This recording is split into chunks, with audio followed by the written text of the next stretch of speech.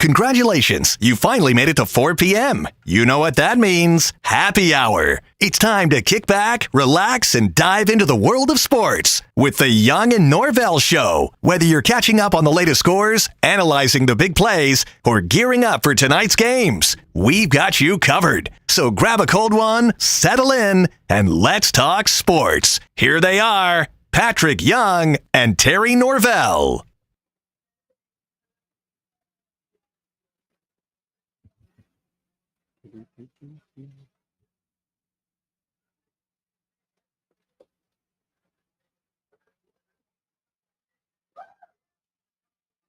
Let's see here. What is this?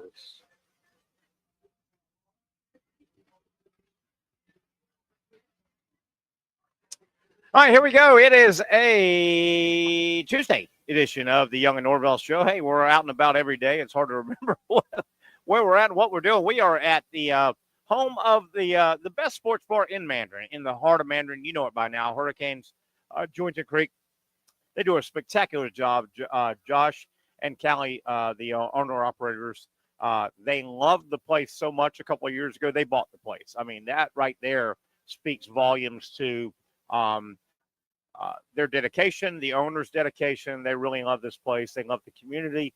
And if you step inside Hurricane Jointon Creek, well, you will understand what they are putting together. Great place.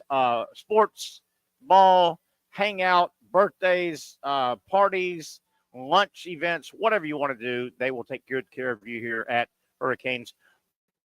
Over 30 different type of sauces for their wings. Obviously, the name Wings is the word wings is in their name. That tells you a lot about the place. Hurricane Grill and Wings in Mandarin, just a staple of the heart of Mandarin. Come by, say hi if you have not.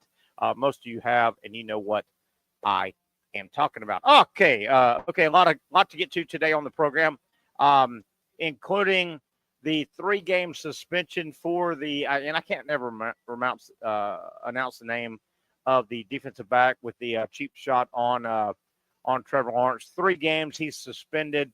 Yeah, okay, 3's a lot of games. Yeah, but is it going to hurt them any? They're going to the playoffs probably. I don't know. It's just, it was a tough trade-off. You sacrifice your starting quarterback, and they sacrifice a defensive back. Okay, and I get it. Defensive backs are important in the NFL. I get it. But, yeah, so that's the news. A 3-game suspension for the DB with the cheap shot against Trevor Lawrence. My thoughts, I don't know anybody at the medical staff down inside the arena. The stadium. I haven't talked to anybody, but you would just about imagine that with 4 games left, 4 games, whatever. Some teams have 5, some teams have 4, depending on their bye week. You would imagine that Trevor Lawrence is shut down now. Why on God's green earth would you play him? And I hate to say this, but it is so true in pro sports. It is absolutely true in professional sports. 2 things. Why play Trevor Lawrence the rest of the season? It's a throwaway, and I get it. It's pro sports. You've got paying customers. I get all that. I do. It's a tough yin and a yang. You want to represent the people that are paying hard or earned money to see top shelf NFL players. I get all that. But why would you play Trevor Lawrence after this latest setback at the end of the year when you're 2-10? And here's the caveat. Why play Trevor Lawrence when and look, I'm grabbing my forehead here, and I'm rubbing my forehead, and I'm shaking my head a little bit, but what I'm going to say is so true. And it's one of the problems with pro sports, and I don't know if you can ever get rid of it. Why play Trevor Lawrence the rest of the way? A, because of his health, and B, every loss from today on to the end of the season is a win for the Jaguars. It really, It really, really is. Because if you look at the Jacksonville Jaguars plight, and I think they are in the middle of a plight, if you know what the word polite, I don't mean polite, plight. The Jaguars are in a hole right now. They're probably not going to have much free agency money unless they free up money. But how are they going to free up money? Who's going to take contracts off their ledger? What contracts? They gave Trevor Lawrence a massive extension. They gave Hines Allen a big extension. They gave Campbell, the DB, a big, big contract.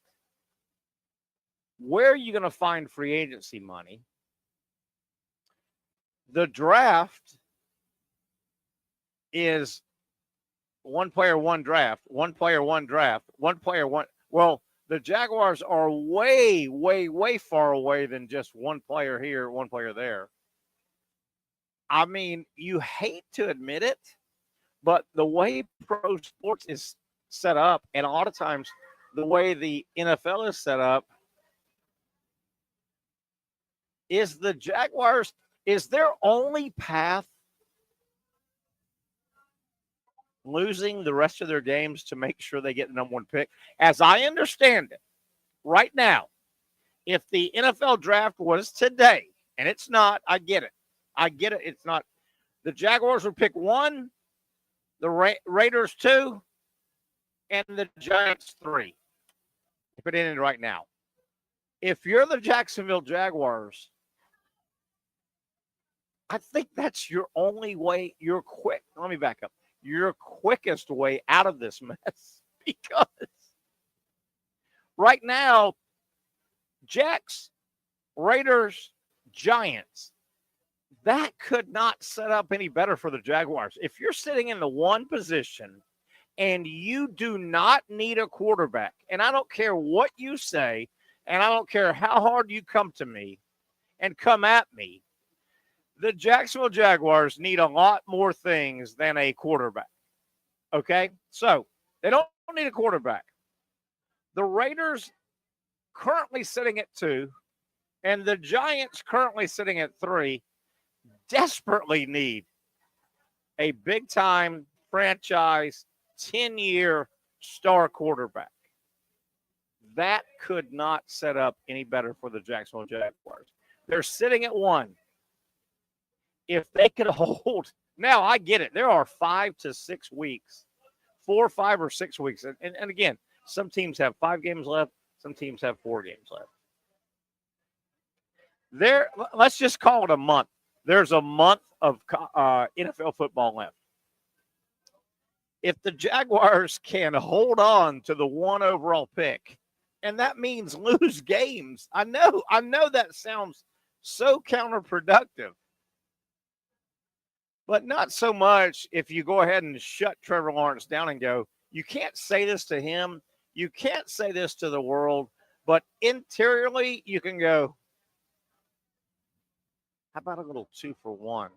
Let's absolutely shut Lawrence down and see if we can get him 2,000% as healthy as he can possibly be at his age going into 2025. And, oh yeah, don't forget, we get the 1 of 1. We get the first pick in the first round of the draft, and then we can shop it. We call the Raiders and we call the Giants and we say, you guys both desperately need a franchise quarterback. You both you guys are dying to pick a franchise quarterback. I don't care if one of you guys thinks it's Cam Ward and one of you guys thinks it's Shedeur Sanders, or you both agree or you disagree, whatever. But there's one way, no matter who you rate as the best franchise quarterback in the draft coming up in 2025, what is that, late April of 2025, there's only one way to guarantee you get the guy, whoever that guy is, Sanders, Ward, Sanders, I don't know. But we have the key. We are the Jaguars. If you want that quarterback, you have to come through us. Because, oh, by the way, did you ask the question? Well, yes. As a matter of fact, we have talked to the other guy. Yes, they do have our bat phone number. Yes, we are going to make a deal. How bad do you want either one of those guys? And if that's the position you're in for the Jaguars, why? This sounds so terrible. But why win a couple of football games down the stretch? A couple of meaningless football games. I've often said right here on this show for years that the NFL gets it right most times. They don't miss much. They've missed on the kickoff. This is stupid. They're going to change the kickoff rule. That kickoff thing that they've done all year is ludicrous. They don't miss very often. The NFL does, and I don't want to say miss as much as there's a hole in their philosophy. And the hole is every year, every single NFL year, and I don't know if there's a fix to this, weeks 13, 14, 15, 16. The last 4 or 5 years, the last 4 or 5 games, there becomes a bunch of dog games and a bunch of, is it better to win the games or lose the games? And I don't know if there's an answer to that. Sometimes there's just a hole in the in the plan, and this may be it. But this is where we're at. This is where we're at right now. The Jacksonville Jaguars. Ask yourself, if they win, what do they have? 5 games left. If the Jaguars win 3 of the next 5 versus lose all 5, what's the better scenario? So if they win 3 of the next 5, they pick 10th or 11th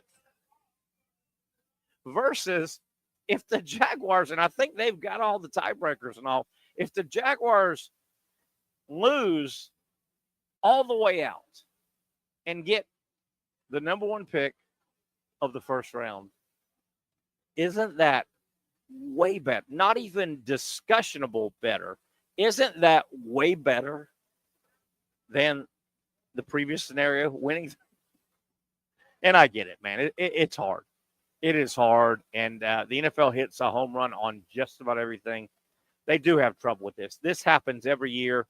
And frankly, every year from this week on, pretty much, from this week to the end of the regular season, man, there are some dog games. There are some dog games. So anyway, just reiterating, in case you haven't heard, the cheap shot artist for the Texans, he is suspended now for 3 games. That will not carry him into the playoffs. The Houston Texans look like obviously they're going to make the playoffs, but he will be eligible in the playoffs. It looks like his 3 games will end up like week 17, week 18. Who knows what it is, but it won't go into the playoffs.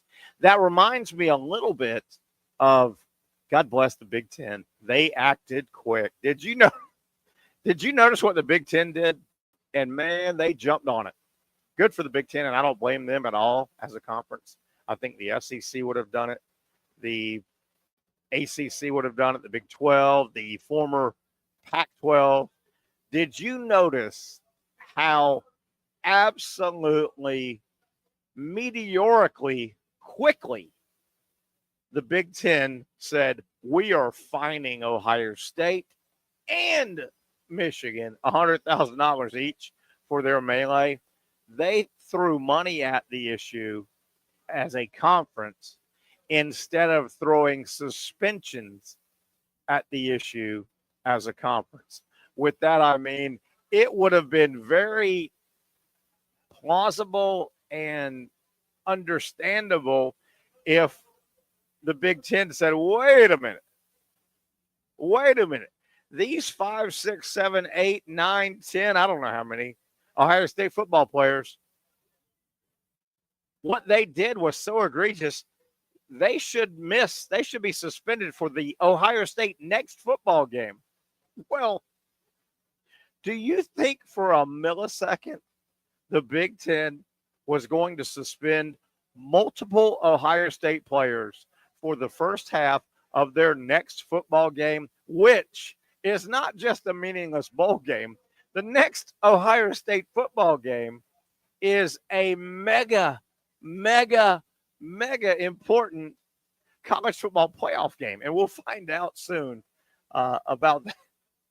I thought that was, I mean, Ohio State and Michigan were getting $100,000 fines levied against them. I'm telling you, it was like one of the punches, when it was coming back, the fine was out. They said, no. No. We cannot have players suspended if Ohio State is trying to work their way through the playoff. I thought that was hilarious. Speaking of, tonight, the latest reveal will take place. The committee will, and you know what? I think tonight will be very close. Certainly, we have a bunch of games on Saturday, and we'll go over those a little bit later. The championship games coming up on Saturday. And, an upset here, an upset there will rock the apple cart a little bit. But I think pretty much tonight, and this will be the last reveal. There will be no more reveals until Selection Sunday, which is coming up in days. I think tonight we'll get a really good barometer on where and who is in. I think we know pretty much who's in. It appears, and I don't know if this is 1,000% correct, but I'm going to throw it out under the guise of it appears. It appears that the only real talking point that is more than just, well, if they win, they're in. If they win, they're in. But if they win, they're in. There only seems to be one real at-large talking point, one that the committee could go yin or yang on. And that appears to be the final at-large. Will it be Alabama with 3 losses? Will it be Ole Miss with 3 losses? I know some people have thrown South Carolina in there. With due respect to South Carolina and the neat season they've had, South Carolina with their 3 losses, 2 of those losses were to Alabama and Ole Miss. I've got to throw South Carolina out. Just head-to-head, you've got to throw them out. Now, Alabama, Ole Miss, they both won their big state battles, the Egg Bowl, the Iron Bowl. They did not play this year, which is awkward because historically, Ole Miss and Alabama played every year. They were both in the SEC West. Well, there are no more divisions in the SEC as of this year. No more divisions. Ole Miss did not play Alabama. Alabama did not play Ole Miss.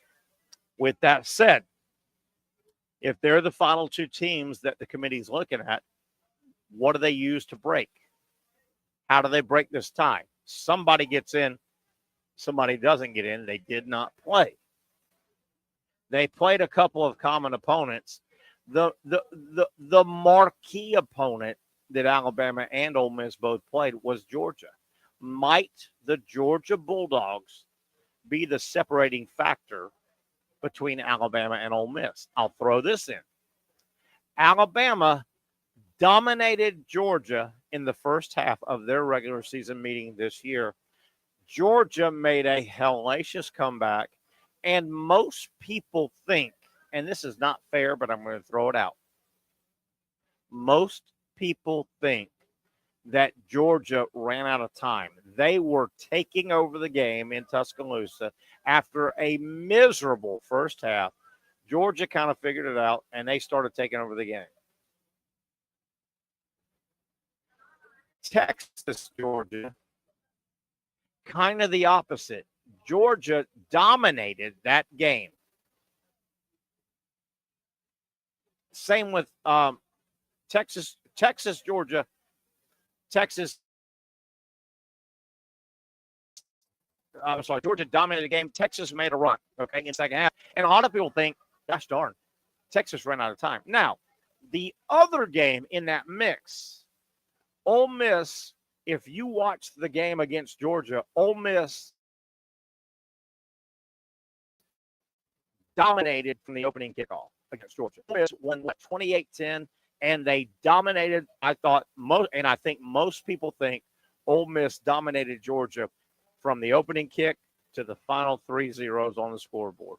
Ole Miss dominated. With that, if I was having to make a difficult decision, Alabama, Ole Miss, final at large, body of work, schedule, blah, blah, blah, blah, blah.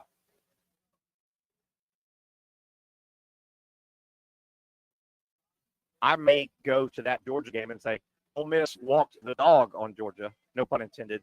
Alabama held on for dear life against Georgia. They both played comparable schedules. Alabama, you can say what you want. We all love an underdog story. Alabama lost to Vanderbilt. Vanderbilt's a 6-5 football team. Alabama lost to Vanderbilt. Ole Miss, okay, they lost to 7-5 Florida. I get you. They lost to under 500 Kentucky in a fluke game, LSU. I get it. I get all that. Alabama lost to Vanderbilt. You can make a lot of arguments. Now, unfortunately, and our buddy Brent Beard has pointed this out a lot as the season has winded down, and we knew there were going to be some votes and some razor thin who gets in, who doesn't get in at the end. If it comes down to, and the committee can never say this, but if the committee comes down to, okay, final at-large bid, if everything falls Saturday the way we think, and blah, blah, blah, and Boise wins, and they get their group of 5, and SMU knocks out Clemson, and if everything plays out, and it comes down to Ole Miss, Alabama, and it goes to that committee, I just don't think Ole Miss has a fair shake, because the committee, like our buddy Brent Beard has said, at some point, consciously, subconsciously, I don't know, I think that committee, fair or foul, is going to go, you know what? We're also in the TV business, and TV pays the bills, and eyeballs help pay and run up the price for TV. Alabama in the playoff on national TV, 1 of 12 standing. Ole Miss in that spot in the playoff, 1 of 12 standing. I hate to say it, but I agree with Brent Beard. I've got to believe that the big, bad, traditional power brand TV eyes on TV sets, TV eyes on any way you consume college football, they will lean to Alabama. Doesn't Alabama always get that benefit of the doubt? When has Alabama not gotten that benefit of the doubt? I'm not saying I would vote Alabama's way. I actually, right now, if they came to me and said, Terry, Ole Miss, Alabama right now, you've seen both regular seasons, we just went over it, blah, blah, blah, blah. Ole Miss. Ole Miss.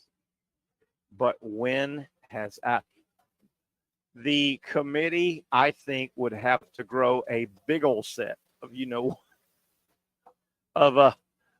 what's. Anyway, there we go. Segment number 1 down, a long way to go. It's a fun Tuesday. We'll have some fun trivia, sports, non-sports trivia coming up about 5:30. A lot of stuff to get into. Florida football, the momentum is absolutely swinging in Florida's favor. What does Florida have to do the rest of the way here early in the offseason going into the bowl game? What do they need to do to keep the momentum going? I'll give you my thoughts on that on the other side. Feel free to drop us a chat.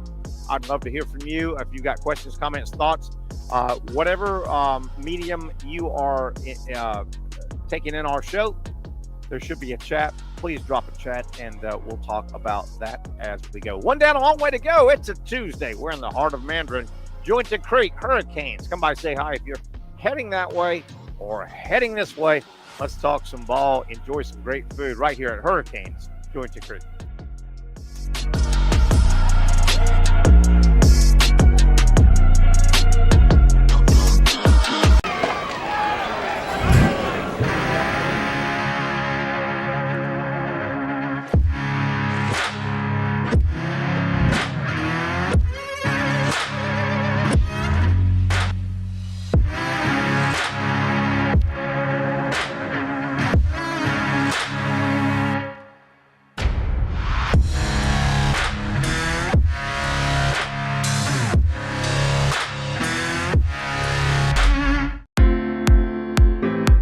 At Southeast Orthopedic Specialists, we know pain and injuries can stop you from doing what you love.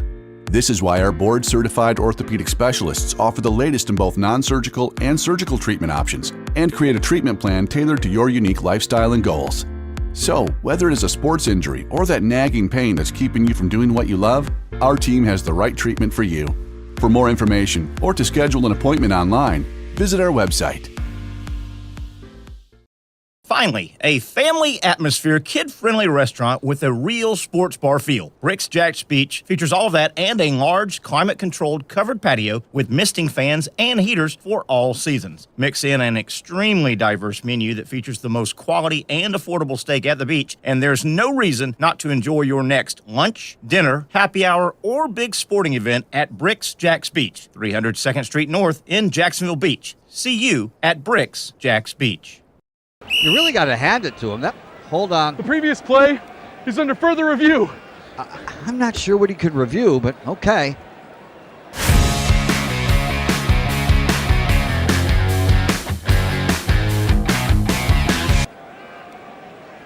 Sure has been a while. Dine in at Hurricane Grill and Wings for the football season. Well, there he is. Oh, what is that? The Action Sports Jax 24/7 network is streaming. I'm Stuart Weber, and I'm here to teach you a nice three-step process on how you can watch all your favorite programming, from the Brent and Austin Show every weekday 10 a.m. to 1 p.m. or the Cup Date with me. It's fantastic. We talk NASCAR. It's a great time. Wednesdays at 1 o'clock. All right, first step, easy. Download the Action News Jax app. You probably already have it downloaded on your phone, so you might already have that one taken care of. Step 2, see that stack of pancakes up there? You click that stack of pancakes, and it's going to bring down step number 3, which is a full screen of all the different streams that you can click on, including the Action Sports Jax 24/7 stream. You click that, the video's rocking and rolling on your mobile device. You're watching all the shows you want to, and you're having a good time. You can also do it on your smart TV with the Action News Jax Now app. I do it on my Samsung TV at home. It's a great way to watch it on a nice, large screen for all the content. That's the Action Sports Jax 24/7 network. Hope you can find it. You trust CGC to make your water great, and now you can trust CGC with your plumbing needs as well. Fast, convenient scheduling, licensed and insured. A quick call away at 904-552-1242. You never know when you're going to have an issue with a shower, toilet, or maybe it's a sink that sometimes is easy to fix. All right, let's be honest.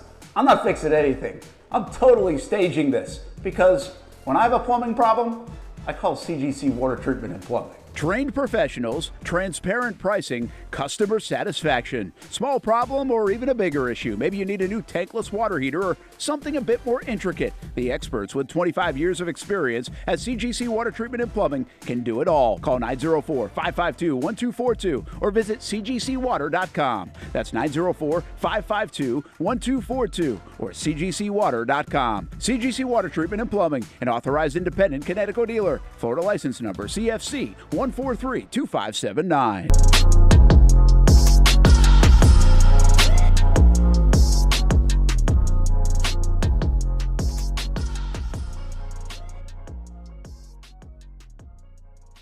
All right, I think we're back here on a Tuesday. Terry Norvelle coming to you from Hurricanes, Julington Creek, you know where we're at, down in the heart of Mandarin. Great place to be. One of the staples of Duval County. Man, this place is a fun hangout. You can hear the happy hour crowd rolling in. They've got trivia a little bit later, 7 until about 8:30. Actually, Trivia Pat, not to be confused with our Pat, Patrick Young. Trivia Pat rolls in from Entertainment, and he always sits in for about a half hour. I'm looking forward to it. We have a lot of fun. It's sports trivia. It's non-sports trivia. We have a lot of fun. So stick around for that. Hopefully, we'll learn you a little bit. You never know. All right, Terry Norvelle, we've talked a lot about the Trevor Lawrence injury. We'll have Dr. Aaron Bates from Southeast Orthopedic Specialist tomorrow. We'll look into the concussion situation, and it's not Trevor's first kind of head trauma. He got roughed up back in Clemson. I remember watching the game. Clemson was playing Syracuse, and actually Syracuse was taking it to Clemson.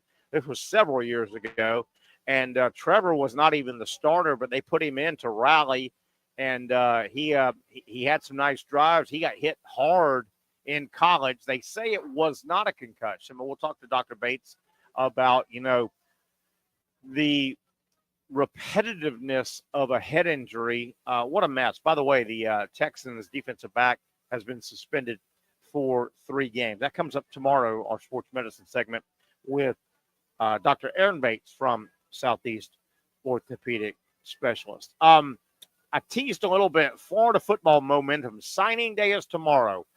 I want to go over this. It is a massive, big week for college football. The next 7 days, actually counting them off from yesterday, the next 7 days, Monday to Monday, I don't know, maybe that's 8 days, I don't know. But Monday yesterday to Monday next week is a massive week for college football. And folks, I don't know if you noticed, it means a lot for next college football season. Do you realize the next 7 days, here's what you've got in college football. Tomorrow, National Signing Day, meaning about 90% of your hotshot star college football players will commit and sign with their school of choice tomorrow. Yes, there is a February signing period, but that thing is normally about 10 to 15 people.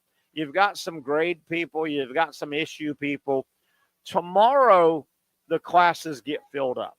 Tomorrow, the proof is in the pudding. So, tomorrow, the 5th, you have National College Football Signing Day. Huge day for college football. Not to be outdone, a few days later, Saturday, December 7th, you have all of your conference championship games in football. All of them. You'll have 4 guaranteed trips won to college football's playoff. Of the 12, 4 of them will be guaranteed. The 5th is the group of 5. That is Saturday. So signing day on Wednesday, tomorrow. Conference championship games across the country on Saturday, the 7th. Then this coming Sunday, to hell with the NFL, my man. I'll be paying attention to the noon. I think it's at noon. First ever 12-team college football selection Sunday. That is going to be monumental because, yes, we may have a pretty good feel for the 10 or 11 or 12 teams that are going to get in because conference championship would have been played the night before. We will know pretty much who's in. There may be 1 or 2. Wow, are they going to go Ole Miss? Or are they going to go Alabama? There may be a couple of that in terms of drama, but we aren't going to know where they're placed. Is Indiana going to be 6 or 11? Will Alabama be 11 or 8? I mean, and then who is in whose bracket? You may be a fan of one of the top 4 get a bye teams. SEC champion, ACC champion, Big 12, Big 10 champions. Whoever wins Saturday, they are in the playoff and they get a bye. But we don't really know where are they seated 1, 2, 3, 4, and who are they seated with their first game, their second game potentially. That's going to be the fun part because you know, and I know as a fan, we know our team good. You know your team good. And with that, you generally know, gosh darn, I think if we match up with Team A, that's a better matchup than Team B. Team B does things we don't do real well. They defend things we don't exploit well. They exploit things we don't defend well. That's going to be the fun. We don't know, are you in the top half of the bracket, 1, 4, 2, 3? Who do you get matched up with? Oh, my goodness. And what I'm describing is the reason you and me and everybody, that's why that Sunday in March, we sit home and we watch March Madness play out because we go, whoa, man, I'm not so sure my favorite team can beat these guys, but whoa, these guys are over there. Somebody could do the heavy lifting for us or vice versa. Oh, my God. I hate our bracket. We've got to face XYZ team. Ew, that's not a good matchup. That, my friends, is going to be the fun. So that's Sunday. Signing Day Wednesday. Conference championship games on Saturday. Selection Sunday college football on Sunday.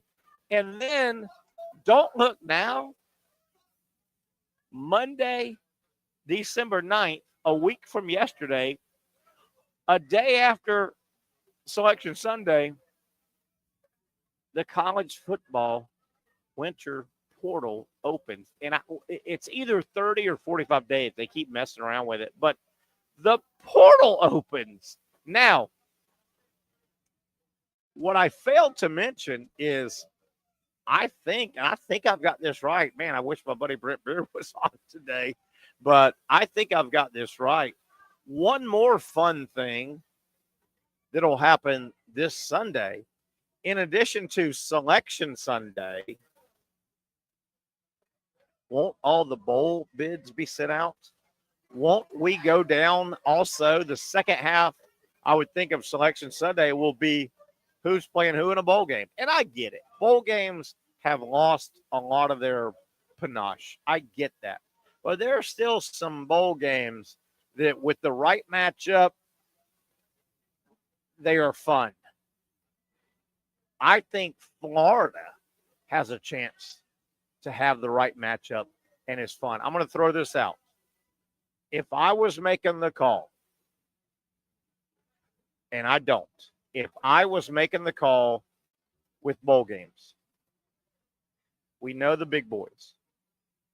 We know 12 teams. They're going to play their games, and we know how that's playing out. If they came to me and said, Terry Norvelle, you're a Gator fan, you like the Gators, yes, I want them to win every game, blah, blah, blah, blah, blah, blah, blah. This season, outside of the playoffs, what bowl game would you match Florida up with? I would say without hesitation, unequivocally, the Gator Bowl, Florida, Georgia Tech would be a fun game. I've heard and read a lot of people saying, I hope the Gators go play Colorado in a bowl game. I'm not so sure that can happen. Big 12 SEC, I just don't think that can happen. I would put Georgia Tech, which has been a fun story, from the first kickoff. Remember who started college football this year. Think back. Where and when did college football start? It started 8 billion miles away in Ireland, Florida State, Georgia Tech, in that wacky, crazy, nutty, I'm not so sure why they played over there, but Georgia Tech knocked off Florida State in the opener of college football. I would have Georgia Tech. I think Georgia Tech, their proximity to Jacksonville, the season they've had, and I even include, when I say the season Georgia Tech had, I include the loss to Georgia. Most people watched that game and said, damn, Tech pissed that game away. Sorry to be so frank. But I think most people, I'm not so sure a bunch of Georgia folks wouldn't say, gosh darn, we stole that game from Georgia Tech. I think Georgia Tech, what are they, 7-5? Florida 7-5. Georgia Tech has been a little more consistent all year than Florida. I think Georgia Tech, Florida, Gator Bowl would be a huge hit. A huge hit. And I don't know why, but I just feel like most of the players would play in the game. You know what we have now with bowl games. The biggest issue you have is opt-outs. Who's going to play, who's not going to play. I just get the feeling, hell, Florida is made up of underclassmen. I think Georgia Tech, Florida would be one of the more attractive non-playoff bowl games. That's what if the Gator Bowl called me at 4:41 and said, Terry, you make the call. Who do we go get? And it's realistic teams, not out of conference. It's pretty much ACC versus SEC. Go get Georgia Tech and Florida. Their records are comparable. They're close. They don't play as much as they probably should over the last 50, 60, 70 years. And I get it why Athens, Atlanta, Gainesville, Jackson. I get that. I think that would be a really attractive game. And bowl games have trouble finding attractive games. There's a lot to overcome. It's a different animal. The current bowl structure we're in the last couple of decades is different. You never had people opting out. You know, decades ago, nobody even thought to opt out. And people say, well, wait a minute, how did that not happen? Why well, it just did not. Almost like, you know what? 2 and 3 decades ago, nobody went to summer school so they could graduate high school in January and go to their college in January. Now that's a thing. A lot of things are new. Florida, Georgia Tech, you heard it here. That should be the Gator Bowl matchup. That's my opinion, and I'll stick with it. Let's take a break here. Come back. Slowly wrapping up hour number one. Some other topics we want to get to here before we do some trivia a little bit later. Ohio State. Have you heard the rumblings coming out of Columbus? And I don't know if it is the minority noise, if it's the majority rumble, but my goodness, some of the stuff you're hearing coming out of Ohio State regarding their current head football coach, Ryan Day. We'll get into that on the other side. A lot of other stuff, including who would just be maybe crazy enough to take the Ohio State job if it was to open. I know that sounds crazy. We'll kick that around. College football talk on the other side. The Young Norvelle Show coming to you live on a Tuesday from Hurricane Georgia Creek.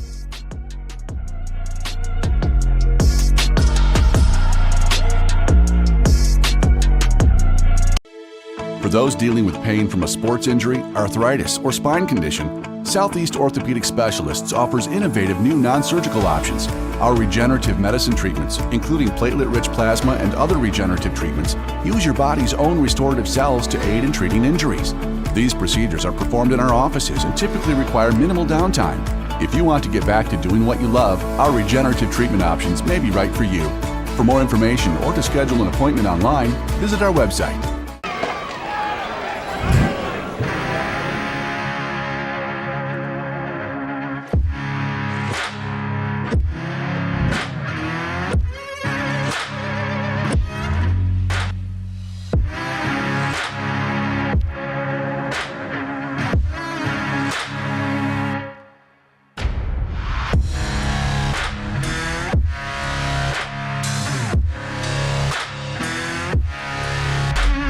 Finally, a family atmosphere, kid-friendly restaurant with a real sports bar feel. Rick's Jack's Beach features all of that and a large, climate-controlled covered patio with misting fans and heaters for all seasons. Mix in an extremely diverse menu that features the most quality and affordable steak at the beach, and there's no reason not to enjoy your next lunch, dinner, happy hour, or big sporting event at Rick's Jack's Beach, 300 2nd Street North in Jacksonville Beach. See you at Rick's Jack's Beach. You really got to hand it to him. Hold on. The previous play is under further review. I'm not sure what he could review, but okay.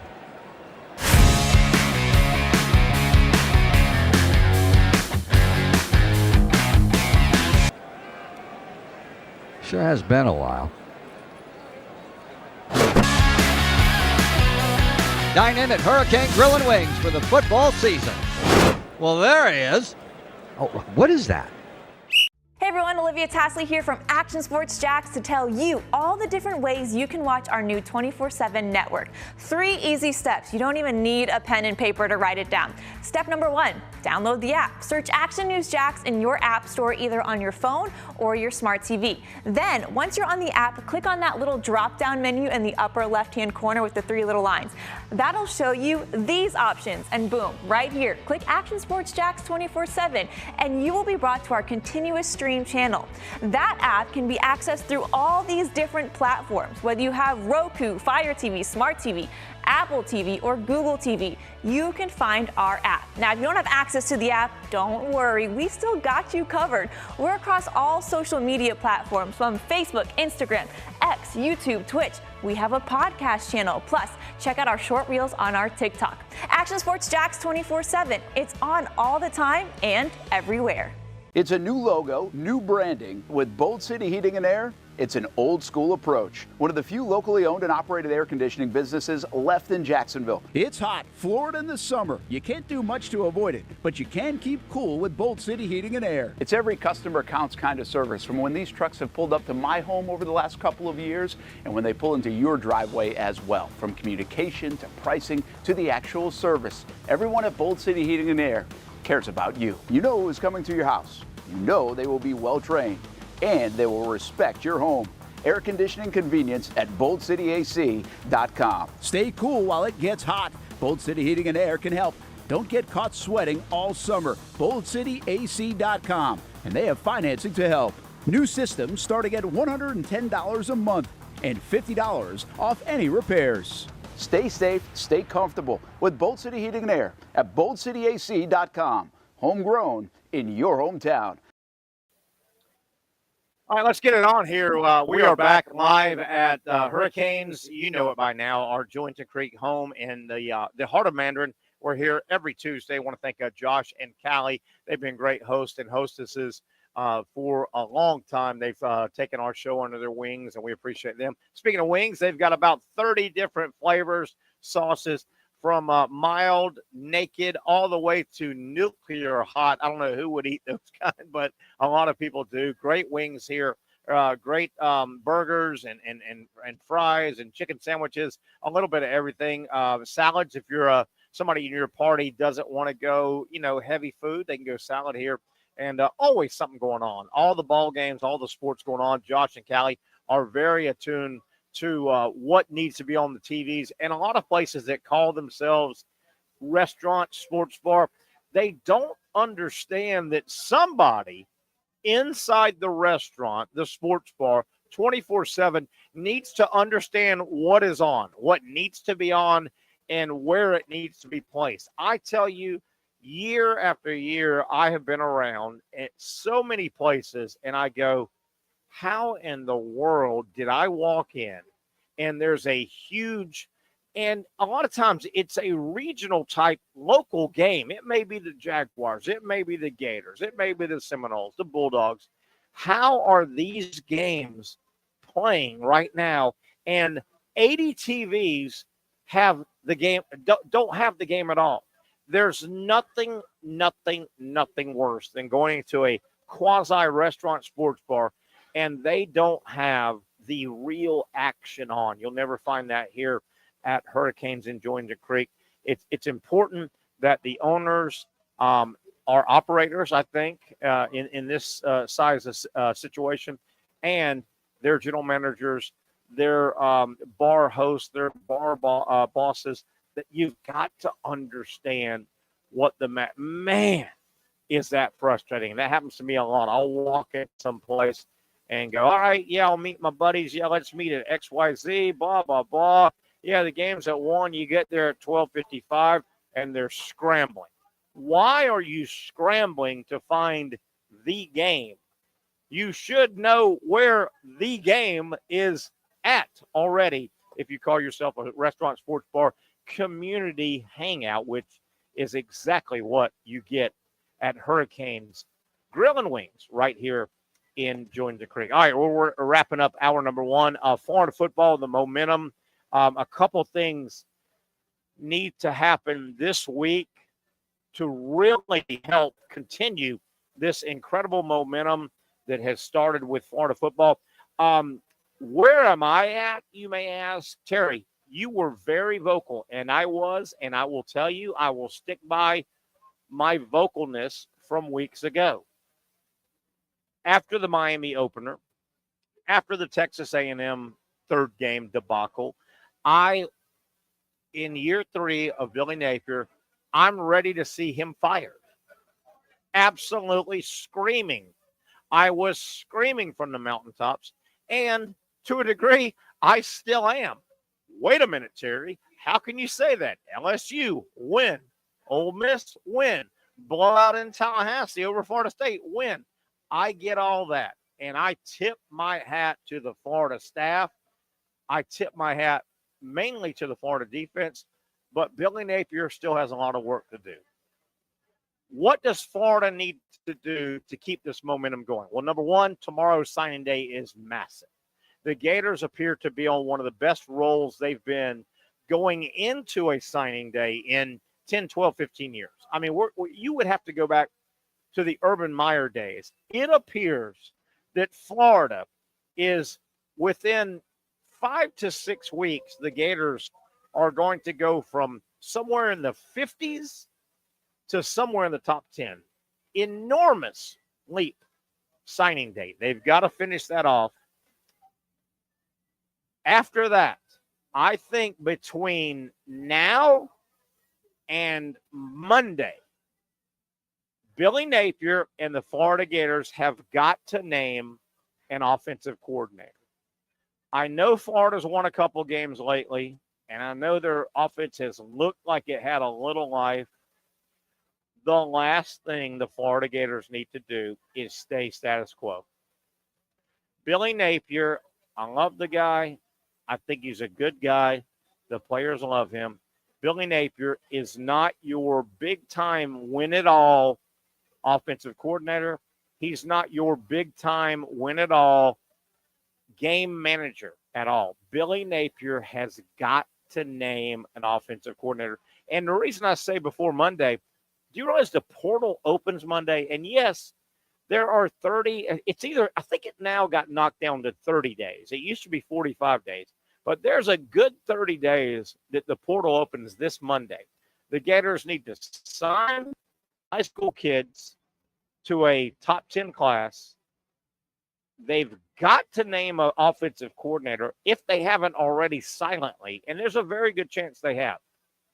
Just because it hasn't made it out public doesn't mean that Billy Napier and his boys aren't out there on the portal trail. And you may say, well, wait a minute, Terry, the portal doesn't open until Monday. Well, guys have already thrown their name in. You've seen that. Across the country, you've seen headline after headline after headline. XYZ college football player says he's entering the portal. Well, that's as good as the portal's open. And don't think there's not back channel talking. Of course there's back channel talking. I'm not so sure that Billy Napier hasn't already hired his offensive coordinator. It needs to be announced, I think, going into Monday, the opening portal. But there's more to it. A, Billy Napier's got to hire the right guy as the offensive coordinator. B, Billy Napier has got to hand the reins over to his offensive coordinator, not be a perfunctory behind-the-scenes offensive coordinator. I still think Billy Napier has got some growth to do. If Napier doesn't make a move, I would be stunned. If Napier makes an offensive coordinator hire, but he keeps his thumb on the guy, I don't think that's going to work. If that's what Billy Napier does, I predict Florida football, as long as he's the head coach, if that's all he does with his offensive coordinator position, hire, not hire, keep his thumb on it, I think Florida will go 8-4, 7-5 every year. They will, listen to me, they will upset somebody in the top 10 once a year, and then they will also get their brains beat out by a couple of good teams twice a year. Say it again. If Napier does not fire himself up the ladder, you hear me? You understand what I mean?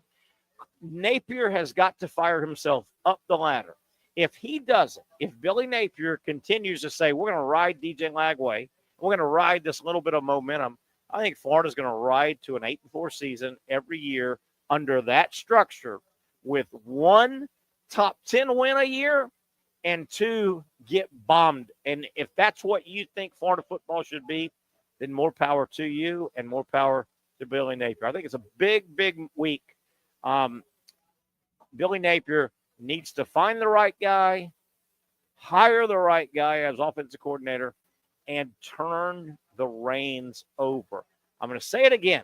I was talking, I think it was Friday on our show.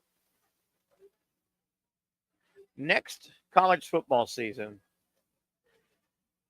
the opening game, I'm not sure who Florida plays, maybe South Florida. They play Miami week 2. Let's just say Miami. In week 2, assuming Florida routes whoever they play the first week, in week 2, the last thing you want to see when the TV cameras cut to Billy Napier on the sideline in Miami as Florida is playing at Miami. It'll be at Miami. It'll be the return game. Second game of the year, Florida-Miami.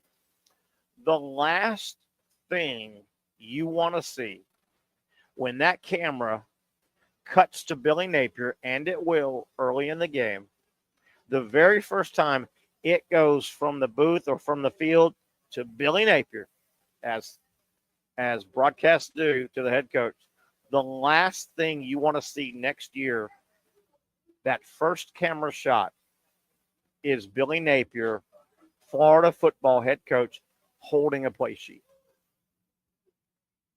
Billy Napier does not need to be holding a play sheet. I don't want to see that in his hand. I don't care if he's standing like this with his. Billy Napier does not need to be holding a play. He needs to be listening. He needs to be signing off on to a degree. Not every play. He's got to give his coordinator. Don't hire a coordinator if you don't give him some leeway. But the last thing Billy Napier needs to do next football season, and you heard it from me first.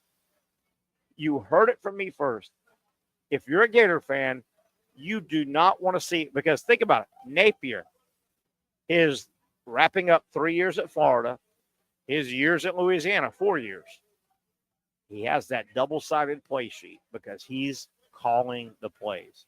That's the last thing you want to see Billy Napier doing next year against the Miami Hurricanes in the first real game. I think they play, I think they play maybe South Florida to open up, but Florida plays. By the way, you probably have heard a lot of speculation, read a lot of speculation. Who's Florida going to play in the bowl game? And there's a little bit of a groundswell. Well, man, I wouldn't mind see them making or matching up with Miami. They're not going to play Miami. They play Miami week 2. Do you realize if they played Miami in a bowl game, the Gators and the Hurricanes would play 3 football games in basically just over 1 calendar year? That's not going to happen. That is not going to happen. I even heard some people say, well, you know what? They may go to the Tampa Gasparilla Bowl and play South Florida. Well, I think they open with South Florida. So those games are out, I think.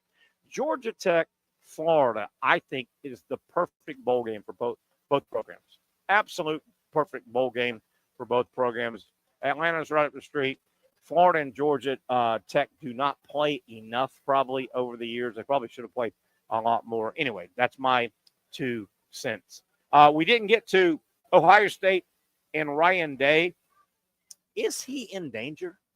Is Ryan Day in danger of an ugly playoff loss to losing his job? Boy, there's a lot of smoke coming out of Columbus. We'll talk about that.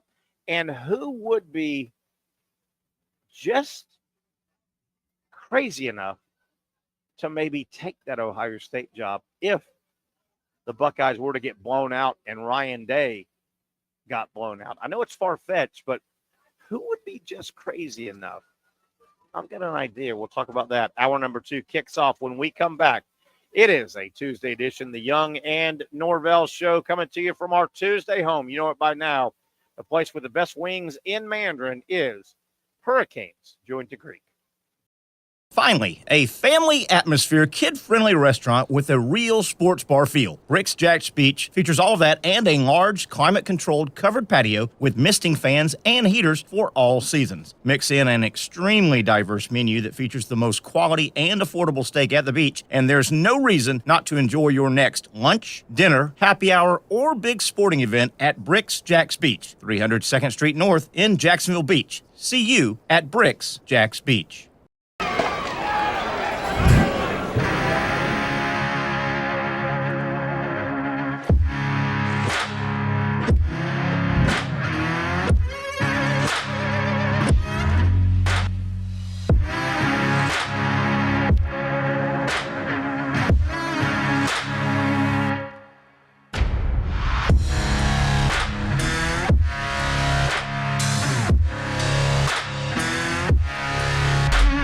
For over 20 years, Southeast Orthopedic Specialists has been providing the highest level of orthopedic and spine care to patients throughout Northeast Florida. Now, we're making that same great care even more convenient with Southeast Orthopedic Specialists Direct, a walk-in clinic where you can be seen for pain or injuries with no appointment needed. Staffed by orthopedic physicians and specialists, we offer everything from diagnosis and treatment to imaging and bracing, all with no appointment needed. For more information, hours, and locations, visit our website. You really got to hand it to him. Hold on. The previous play is under further review. I'm not sure what he could review, but okay.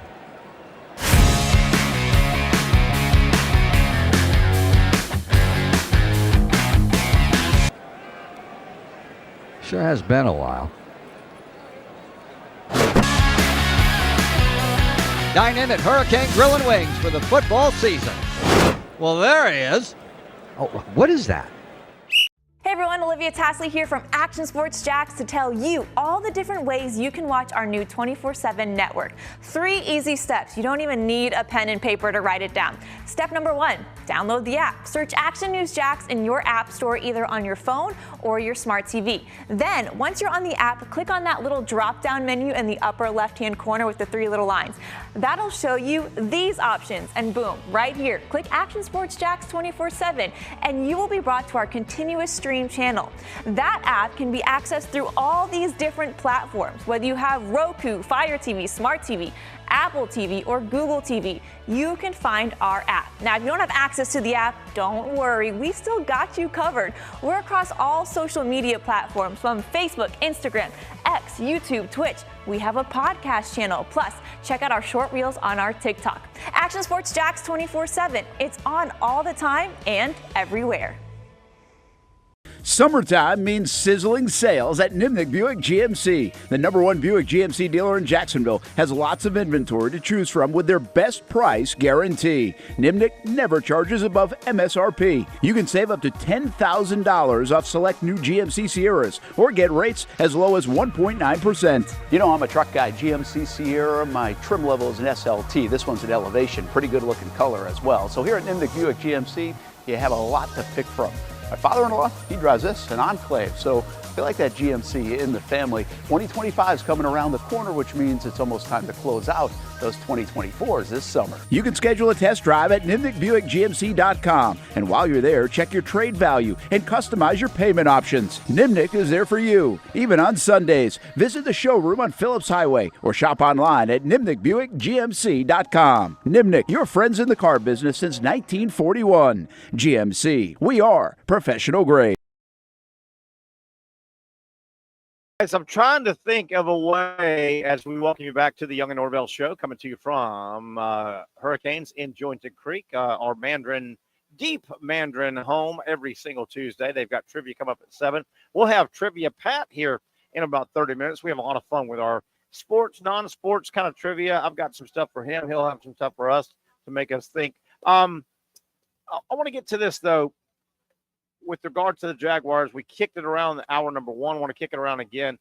For the life of me, and we've got about 6 months in the offseason to bat this around, but for the life of me, cannot think of a quick way, or I should say a quicker way, that the Jacksonville Jaguars can get out of this absolute muddle rut that they're in right now that does not involve getting the first pick in the first round. And let me extrapolate on that a little bit.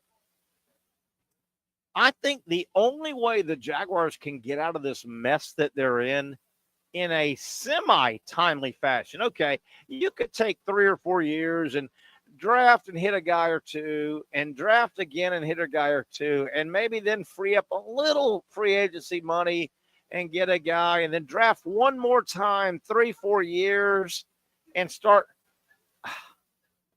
That's an eternity for a fan. The quickest way for the Jaguars, I think, the only way to get out of this muddled mess that they're in, this quicksand that they're in, is getting the first pick in the first round and using it smartly. Getting a couple starters, getting a pick. They need multiple players. The way it's setting up, and I think I've got this right. I looked this morning and I jotted it down.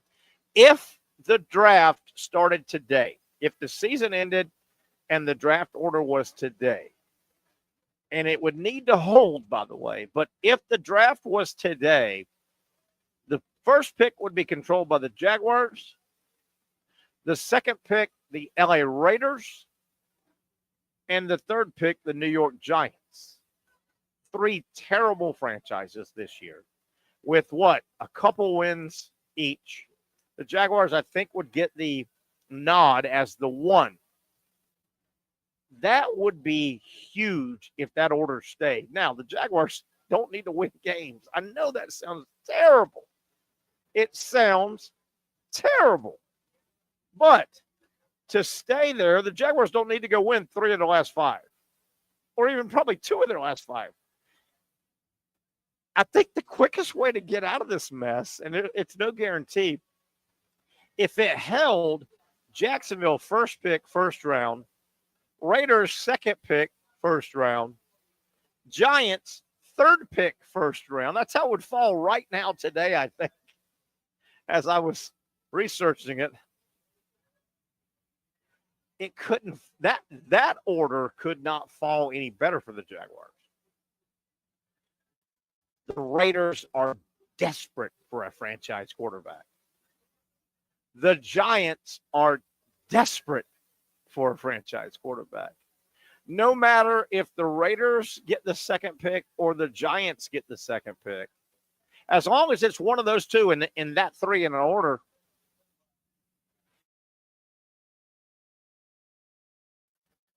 conventional wisdom says the 2 quarterbacks coming off the board, if anybody thinks there are a couple of franchise quarterbacks out there, it's Shedeur Sanders and Cam Ward. I'm hearing those names, and you're reading those names. Jaguars don't give a damn. The Jaguars are not in the market for a quarterback.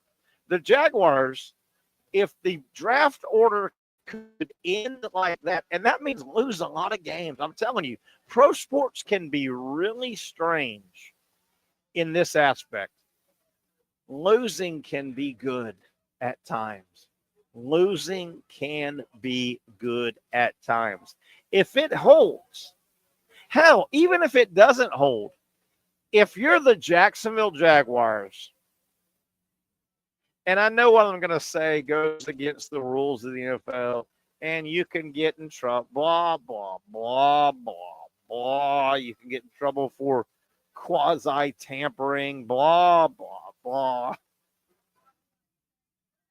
If you're the Jacksonville Jaguars, haven't you already back-channeled just a little bit? Just a little smoke signal.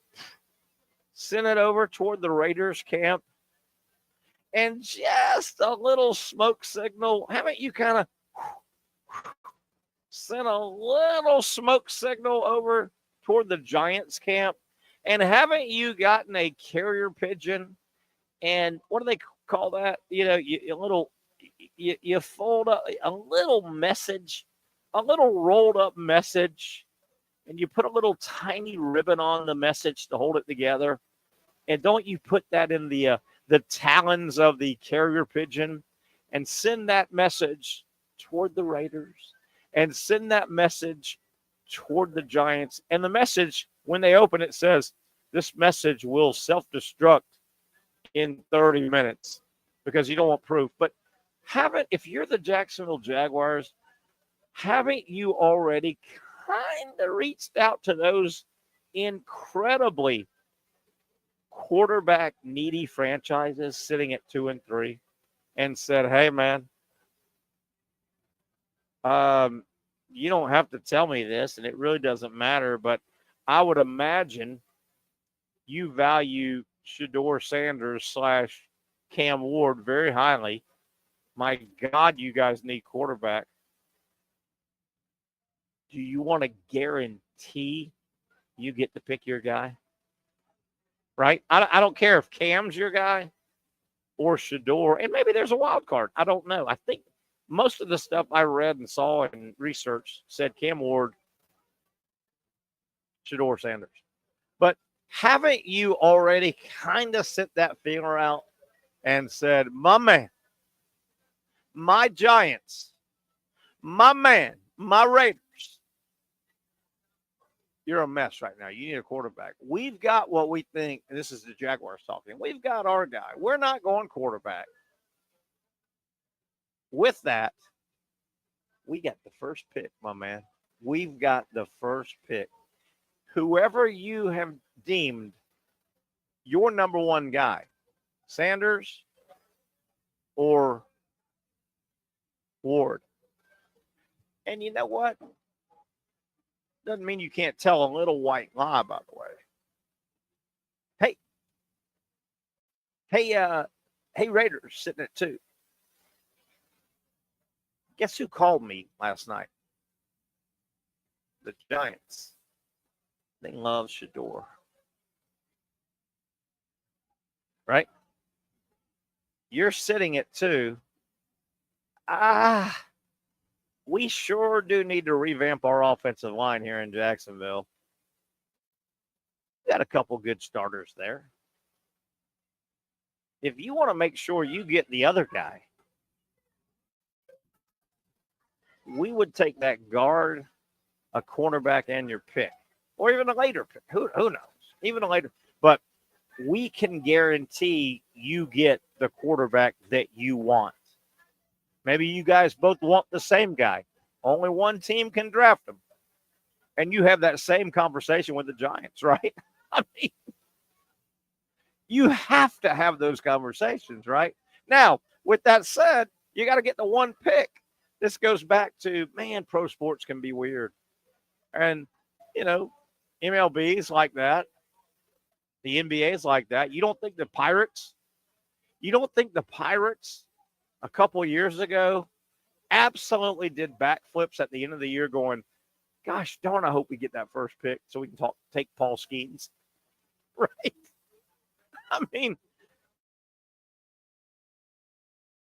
would you rather have 1 Paul Skeens or 5, whoever? You want Paul Skeens, for God's sakes. Yes. Oh, It is a strange deal. Sometimes pro sports. All right, we teased a little bit. Ryan Day got me thinking. I'm telling you, there is smoke in Columbus. You do not lose to Michigan, 4 in a row, 4 out of 5 or whatever, since Ryan Day's been the head guy. And that was inexcusable. The loss Saturday in Columbus by Ohio State to Michigan, that was inexcusable. I mean, that is a 6-5-ish Michigan team, a battered and bruised Michigan team, a third-string walk-on quarterback who played terrible Michigan team, and they go in and beat Ohio State. Yes, Ohio State is getting a mulligan, but how long is that mulligan for Ryan Day? There is a lot of verbal media smoke coming out of Columbus that says, not that Ryan Day has to win the national title to keep his job, but I will say this. The last thing Ryan Day needs is for his Ohio State Buckeye team to go out and lose in the first round of the playoff. I don't care if they're hosting. I don't care if they're traveling. I don't care where they're at. The last thing. Now, if that happened, and there's some smoke right now in Columbus, I know Ryan Day's record is ungodly. He's got a great record. Unless you look at his record against Michigan. I'm just going to throw this out. Is there one guy just crazy enough out there that would take the job and think he could right Ohio State if they pulled the trigger on Ryan Day? Is that guy named Urban Meyer? Stay with me. Think about Urban Meyer and what he does all football season. And I would imagine a lot of the offseason, Urban Meyer is to a degree prepping for his TV work, right? I mean, he's not grinding, but he's prepping. But during the season, think about where Urban Meyer is at anyway, basically every weekend of college football, regular season. Urban Meyer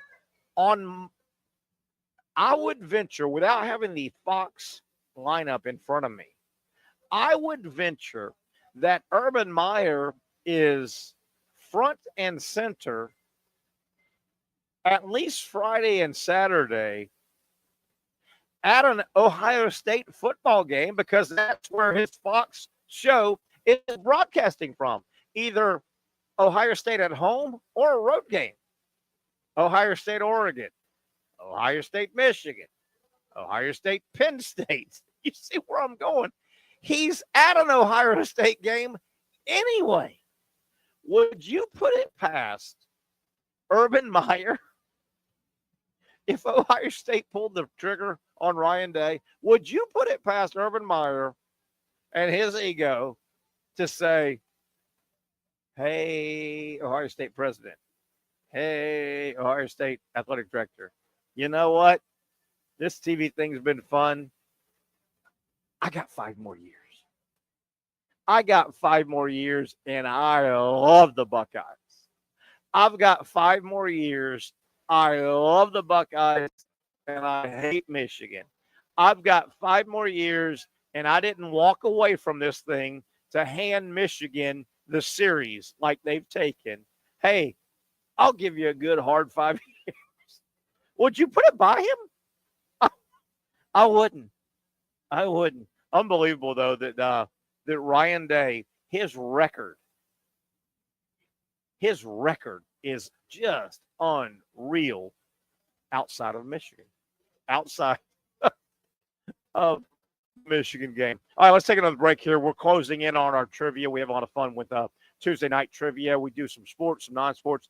I've got a couple of trivia questions. I'll throw up Trivia Pat when he gets here from Entertainment in trivia.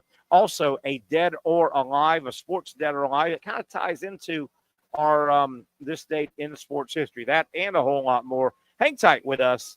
We'll come back here live at Hurricanes in Jointed Creek. Trivia starts about 7 o'clock. We'll have some warm-up trivia about 5:30 here as we slowly wrap up hour number 2. We'll take a break, come back live from Hurricanes Jointon Creek, the Young Norvelle Show live, coming to you on Action Sports Jacks.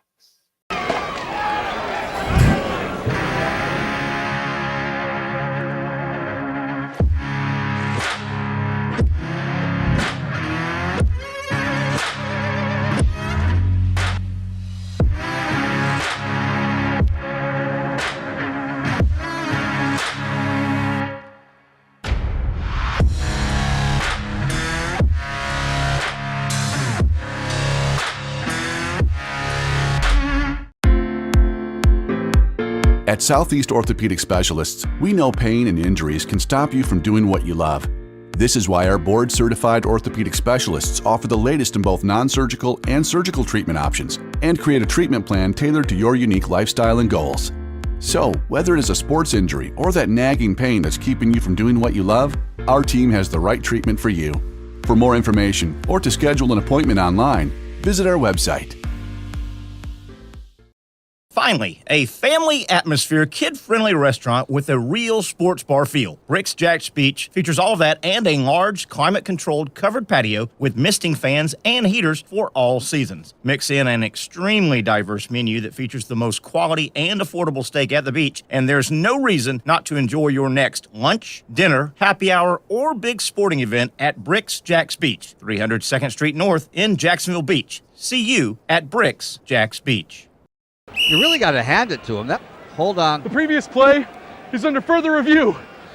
I'm not sure what he could review, but okay.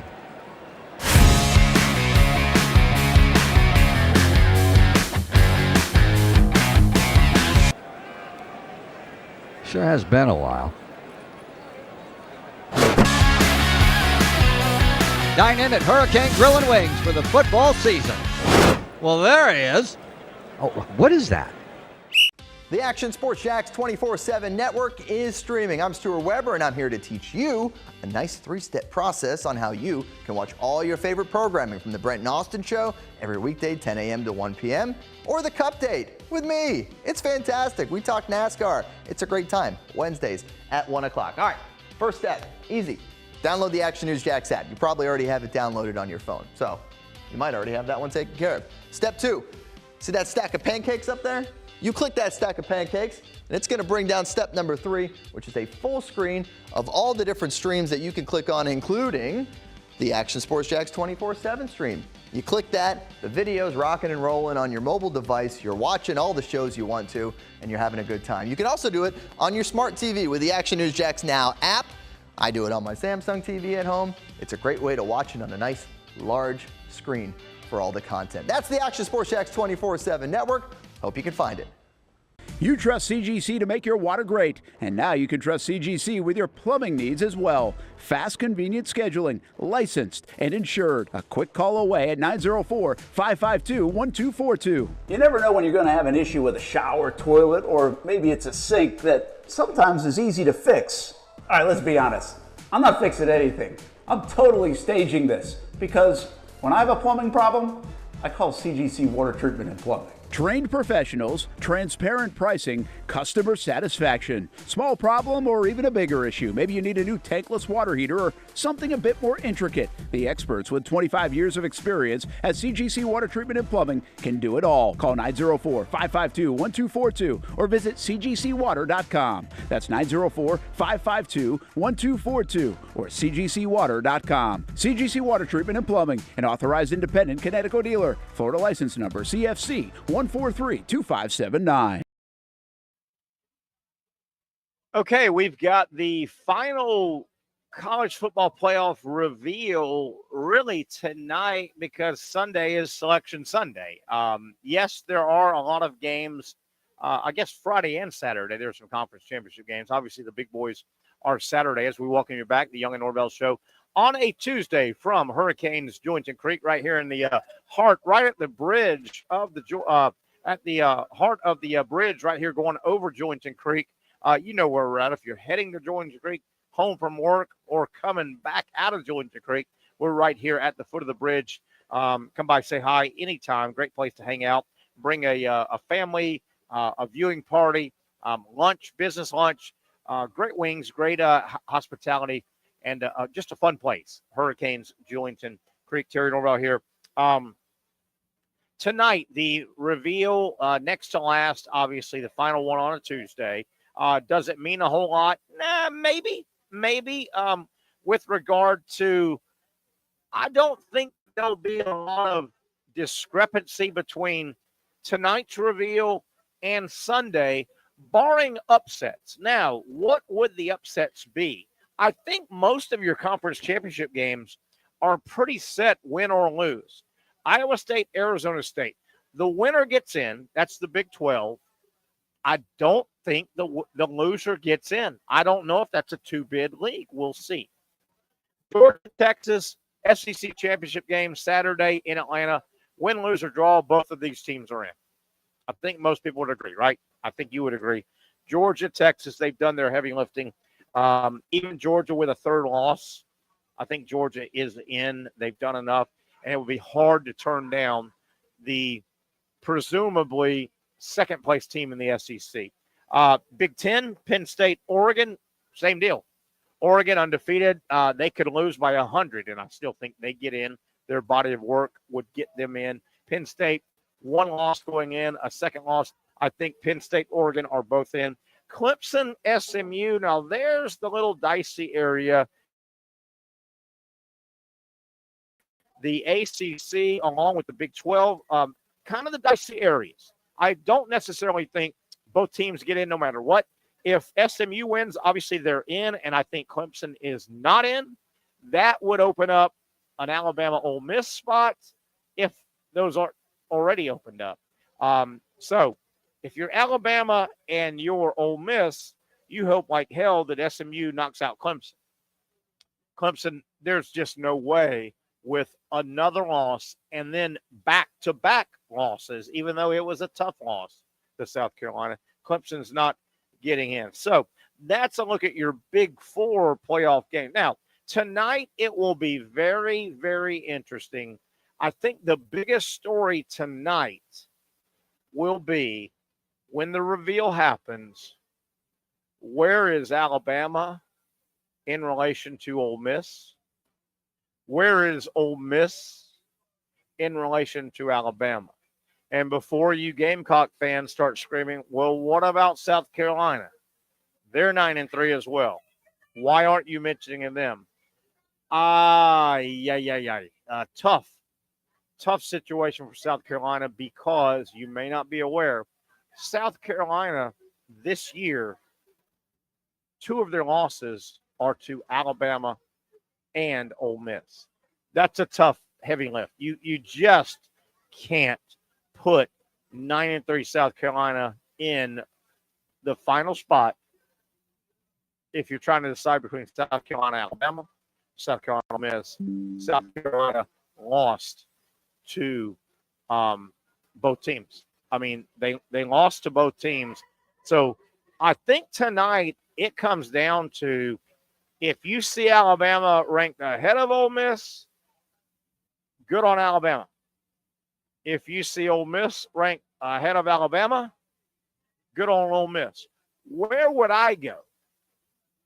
If I'm the casting votes, and I like to think I can play pretty neutral. I've thought. Number one, this is an awkward year because Alabama did not play Ole Miss. Historically, particularly over the last, since 1992, when the SEC went to divisions, and this is the first year since 92, they don't have divisions. I hope a lot of people know that. There are no divisions in the SEC. The only conference that has divisions right now is, I think, the Sun Belt. Right now, Big Ten, 1 through the end. SEC, 1 through the end. ACC, 1 through 18, 16, whatever. Same thing with the Big 10, Big 12, ACC, SEC. So, one of the few years in a long time that Alabama did not play Ole Miss. Did they play some comparable games? Yes. Have they both lost several games? Yes. Alabama lost to Vanderbilt. Vanderbilt's a fun story. Vanderbilt's 6-5. They're a fun story, but we can't overfund their story. Ole Miss lost to Kentucky, I think it is, and Florida. Florida's 7-5. Kentucky's 4-8. Miserable season. So not great losses. The separator for me would probably be Georgia. And I think I've got this right. Both Alabama and Ole Miss played Georgia. Georgia's a real good football team. This is not the best Georgia team in the last 5 years, but Georgia's a good football team, and Georgia could get on a roll and win the national title. They're good. Yes, they squeezed one out against Georgia Tech in 8 overtime. I get that. But Georgia's a good football team. Alabama played a great half against Georgia in Tuscaloosa, but Georgia made a comeback, and most people feel like Georgia just ran out of time, that they had chased Alabama down, and they just didn't get out of the starting blocks quite quick enough. Most people that watched Georgia-Alabama thought Georgia was going to win at the end. They looked like they took over the game. Conversely, when Ole Miss hooked up with Georgia, Ole Miss from the opening kickoff, most people, learned, knowledgeable college football fans would agree, Ole Miss undressed Georgia the whole game. They beat them up, and they beat them up bad. That, I know that's a razor-thin margin, but you got to have something. I would probably lean toward putting Ole Miss in and Alabama just out. That's my thoughts. That are my thoughts. It'll be interesting tonight. It really will be interesting tonight to see where the polls go, and what the final call is. Obviously, on Sunday, you know my stance. As much as I love college football, we're so close. College football is so close to getting it right. The next big step is, and most people will say, of course, Terry, the next big step is going to 14-team playoff. And they've already talked about in 2 years, 16-team playoff. I don't even agree with that. The next big step in college football, and I think it will be the best step they've ever taken, is eliminating the committees. There should not be committees. I'm going to puke tonight. Sorry, I know you may be eating dinner.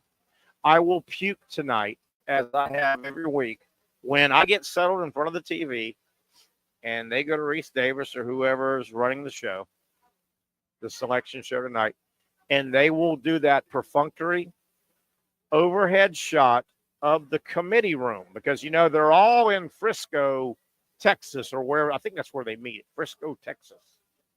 They're all there in that posh hotel, and they've got that boardroom, and they've got 40 computers, and they've got all the technology. That makes me puke. Two things. The NFL doesn't need committees. You play it off. You win, you lose. You win your way in, you win your way out. Now, the NFL has 32 franchises, not 130. College football, two things. Pare it down. It's ridiculous.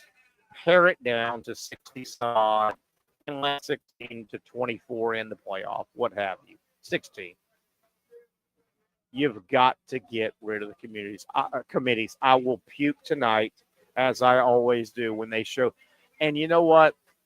These entitled committee people, because there's men and women, they truly think they run college football. You're in the way.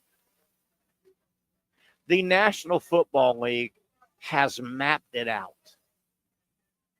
Nobody knows football and playoffs and qualifying for playoffs and running a football tournament and crowning a football champion. Nobody knows it more or better than the NFL.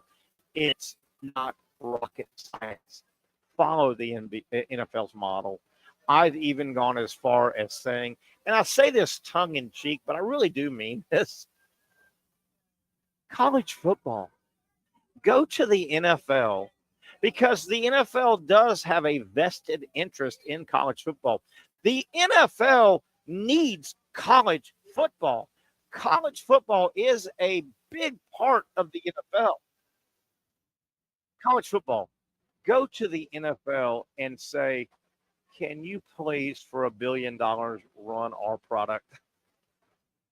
Administer our product. You know how to do it. We are now coming up in free agency in college football. We've never had that. We're coming up on playoffs and getting rid of committees and salary cap. You've done all of that. You know how to do that. Here's $1 billion a year. Run it for us. I've screamed and screamed and screamed. Okay, I'll stop.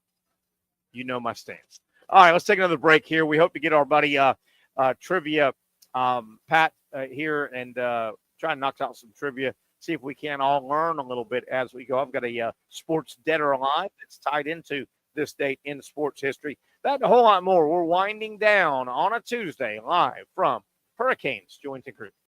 Finally, a family atmosphere, kid-friendly restaurant with a real sports bar feel. Rick's Jack's Beach features all that and a large, climate-controlled covered patio with misting fans and heaters for all seasons. Mix in an extremely diverse menu that features the most quality and affordable steak at the beach, and there's no reason not to enjoy your next lunch, dinner, happy hour, or big sporting event at Rick's Jack's Beach, 300 2nd Street North in Jacksonville Beach. See you at Rick's Jack's Beach.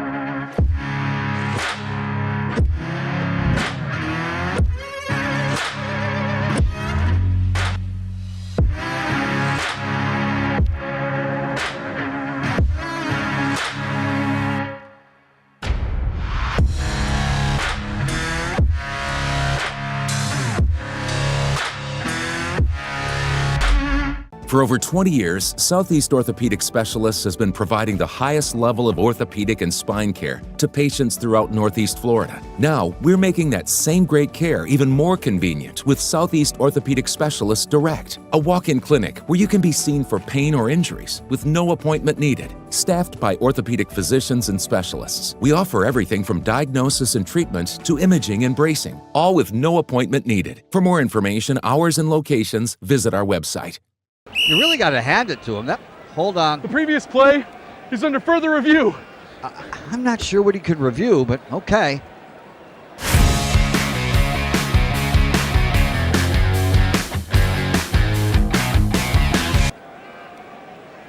Sure has been a while. Dine in at Hurricane Grill and Wings for the football season. Well, there he is. Oh, what is that? Hey everyone, Olivia Tasley here from Action Sports Jacks to tell you all the different ways you can watch our new 24/7 network. 3 easy steps. You don't even need a pen and paper to write it down. Step number 1, download the app. Search Action News Jacks in your app store either on your phone or your smart TV. Then, once you're on the app, click on that little drop-down menu in the upper left-hand corner with the 3 little lines. That'll show you these options, and boom, right here, click Action Sports Jacks 24/7, and you will be brought to our continuous stream channel. That app can be accessed through all these different platforms. Whether you have Roku, Fire TV, Smart TV, Apple TV, or Google TV, you can find our app. Now, if you don't have access to the app, don't worry, we still got you covered. We're across all social media platforms from Facebook, Instagram, X, YouTube, Twitch. We have a podcast channel. Plus, check out our short reels on our TikTok. Action Sports Jacks 24/7. It's on all the time and everywhere. Summertime means sizzling sales at Nimnick Buick GMC. The #1 Buick GMC dealer in Jacksonville has lots of inventory to choose from with their best price guarantee. Nimnick never charges above MSRP. You can save up to $10,000 off select new GMC Sierras or get rates as low as 1.9%. You know, I'm a truck guy. GMC Sierra, my trim level is an SLT. This one's an Elevation. Pretty good looking color as well. So here at Nimnick Buick GMC, you have a lot to pick from.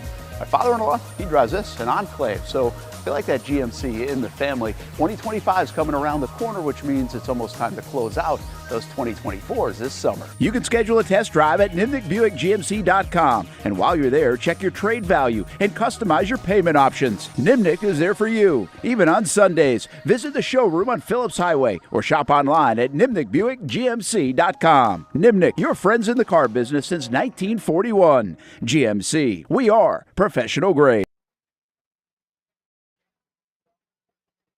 Okay, back here on a Tuesday. We're slowly winding down a Tuesday edition of the Young and Norvelle Show. Our Tuesday home, of course, is right here in the heart of Mandarin, deep in Mandarin. We are at Hurricane Jointon Creek, the best wings, about 30 some odd flavors. You can go as mild as naked and as hot as, I think, nuclear, just burn your lips off if you like that. I don't understand why anybody would want to burn your lips off when you eat food, but some people dig it, man. If they're not sweating, they ain't eating. You can have your way right here at Hurricanes Jointon Creek. Great place to hang out, enjoy some ball, and just fraternize. Good community hangout. I promise you that. Been here a long time, and they do a super job. Hurricanes Jointon Creek. Terry Norvelle here, wrapping things up on a Tuesday. Tomorrow, we will be live at Twin Peaks. Come by, say hi. If you haven't been by, they've been around about a year now in our community, our restaurant community at the intersection of Atlantic and Kernan. Fun place. Great hangout. We'll be there tomorrow and every Wednesday. Twin Peaks, the Young and Norvelle Show from 4 to 6. Hope to see you or make sure you watch the show. A couple of things I want to get to before we get out of here. I think I've got this right. And I don't have anybody to correct me, but if somebody can. The NFL Hall of Fame has announced kind of their next round, their finalists. Mike Holmgren in terms of a coach. Sterling Sharp, some of the Pro Football Hall of Fame finalists now. As I was told, and I feel bad throwing this out because I'm not 1,000%, did Tom Coughlin not make the cut this past go-around, which, if that's true, I don't know how he could not make the cut. But I think Fred Taylor did advance. Very convoluted, hard to get into the Hall of Fame. By the way, my stance on Hall of Fames, I've been pretty consistent on this for about 25 years or so. I think Hall of Fames, NFL, MLB, NBA, you get it. Hall of Fames, I think they have all gotten too bloated, too big. And I think at some point when they get too big, when you start getting 200 and 300 people in these Hall of Fames, I think you almost need different levels. And I'll just throw gold, silver, bronze, A, B, C, whatever. I just don't think the greatest 20, 30, 40 NFL players, NBA players, Major League Baseball players, I just think at some point the number, if you could somehow rank them best to worst in the Hall of Fame, let's say there are 300 Hall of Fame baseball players. Well, there's got to be a ranking at some point.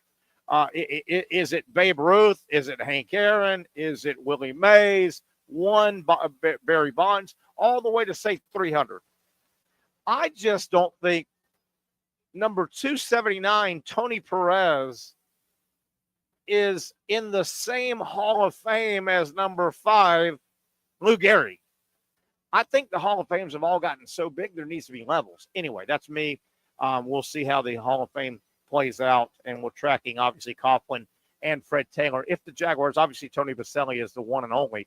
If the Jaguars do get another one in the Hall of Fame, it'll either be the coach, Tom Coughlin, or Fred Taylor, and we'll see how that tracks. News from the world, a little bit of news from the world of PGA golf. Kind of a sad story. And I've always been a Tiger Woods guy. I just like the guy. And I he's had some off-course things, and who doesn't, have life things. Tiger Woods today in a article says he is has a long way to go before he is PGA ready. I'm paraphrasing what he says. Tiger said Tuesday that he's not close to being physically ready to play in a PGA Tour tournament. Has a long way to go before he's able to compete against the world's best golfers. Woods, 48. Okay, I'm going to stop there. I love Tiger Woods. Enjoyed everything about him. Loved when he was the best in the world. I was able to separate off the course versus on course. Athlete, great performer. Tiger Woods is not, I don't mean to say this derogatorily, but Tiger Woods is not 48 years old. His odometer is easily 10 more years than 48. I'm not going to say just his lifestyle because I didn't follow Tiger around. I mean, a lot of people think, oh, he must have been out carousing when he was young all night. Maybe, maybe not. I just know from his injuries, documented injuries, Tiger Woods is a long way from 48 years old. I know chronologically his birth certificate will say 48. He's done competing with the 28-year-olds. I don't know if there's a issue with him being Tiger Woods and the senior tour being, well, the senior tour, and we know what the senior tour is.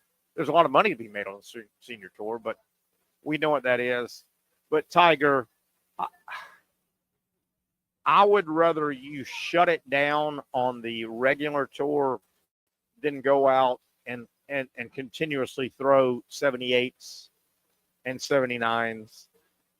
I don't want to remember. I don't want to remember Tiger that way. Breaking development here, and we are all about breaking news here on the program as we're closing in on a wrapping up a Tuesday. And I think I've got, gosh, I'm not sure. This notepad may go, let me see. Let me go back a couple of days on this notepad because this might be a new notepad. I thought I had last Tuesday's score sheet. You know, we do trivia in the final half hour with. Wait a second. Wait just a second. Let me finish my thought here. We do trivia generally every Tuesday about the last half hour. So we should be into trivia right now because we go off the air, the Young Norvelle Show on Tuesdays here at Hurricane Jointure Creek. We go off the air at 6. And then at 7 o'clock on Tuesdays, Trivia Pat gets all set up. And he has done trivia here at Hurricanes in Jointure Creek 7 until about 8:30 for years, right? This is his hangout. So he comes in. He's normally here about 5:15 or so, and he sits down about 5:30. So I get a message. And you guys help me figure this out. Let me see if I can find it. I don't know if I can find it. I get a message about 15, 20 minutes ago from Trivia Pat, and it says, running late, don't know if I can make it. I think that's basic. Let me see if I can find that. Where is that? Interesting. Very interesting that Trivia Pat sends a message that says, hey, Terry, running late, not sure I can make it. Hopefully I can for a few questions before you go off the air. Now, learned people that know the story from last week may remember that myself and Patrick Young, we pretty much wore Patrick out, Trivia Pat, and we were what, 5? Here's the ledger. I'm not making. Let me show this. I'm not making this up here. This is from a week ago. Look at these days gone by. The next day, the next day, the next day, today. Okay, so a lot of people would see the W and the L and say that must mean win for Terry Norvelle and Patrick Young against Trivia Pat Entertainment, and the L would be Trivia Pat. And it would look like under the W ledger, 1, 2, 3 little stick men and a line through it. I think that means 5 plus 2 more. I think that means 7 and 5. I do believe we wore out Trivia Pat to the tune of 7 to 5, and all of a sudden, he's not here this week. I'm looking out, and you wonder. You just wonder. I think we're going to blame traffic. I think we'll blame traffic. All right, let's kind of wrap up things here. Tonight, the final really reveal before it's official. The college football playoff show will come on. I think it's 7 o'clock. And yes, we have a bunch of college football championship games Saturday, but I don't necessarily think a bunch of those championship games are going to have a bearing. I think 2 or 3 of the conference championship games in college football are pretty much, no matter who wins or loses, both are getting in. Now, there's an exception. Clemson probably needs to beat SMU. If SMU wins, they'll get in, and I'm not so sure the ACC gets anybody else in. And I agree with that being being Clemson or Miami. And you may say the same thing with the Big 12. But most of the conference championship games, I think, both are in no matter who wins. With that said, I think the real drama tonight is I think we will get a real good feel on what the committee is going to say Sunday around 12:30, whenever they start picking or revealing Alabama Ole Miss. And I go back to this. What a shame. It looks like Alabama and Ole Miss will be the final at-large decision to be made by the committee. And what a shame. These two programs have played just about every year for decades. This year, quirk of the schedule, the expanded SEC, no divisions in the SEC. Ole Miss and Alabama did not play. But they're probably going to have to be separated somehow. I would lean Ole Miss because of their dominance over Georgia. Some people would lean Alabama.